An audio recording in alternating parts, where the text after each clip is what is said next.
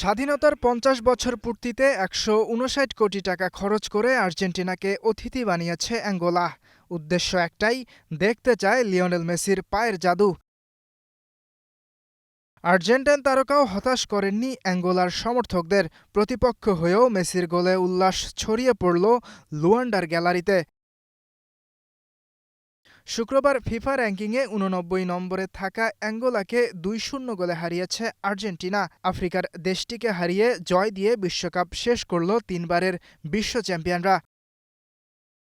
শক্তিমত্তায় অনেক এগিয়ে থাকলেও গোল পেতে বেশ সময় পোহাতে হয়েছে বিশ্ব চ্যাম্পিয়নদের। ৪৪ মিনিটে ডেডলক ভাঙেন লাউতারো মার্তিনেজ। ১-০ গোলে এগিয়ে থেকে বিরতিতে যায় আর্জেন্টিনা। ৮১ মিনিটে আসে সেই মাহেন্দ্রক্ষণ। মাঠ থেকে বল নিয়ে পায়ের কেরামতিতে বক্সে ঢুকে পড়েন লিওনেল মেসি। তবে সেখান থেকে এক ডিফেন্ডার বল ক্লিয়ার করেন, কিন্তু লাউতারো মার্তিনেজের পা ঘুরে বল আবারও আসে ইন্টার মায়ামি তারকার কাছে। ২ গোলের লিড পায় আর্জেন্টিনা। ইয়াসির আরাফাত সবুজ, স্টার নিউজ।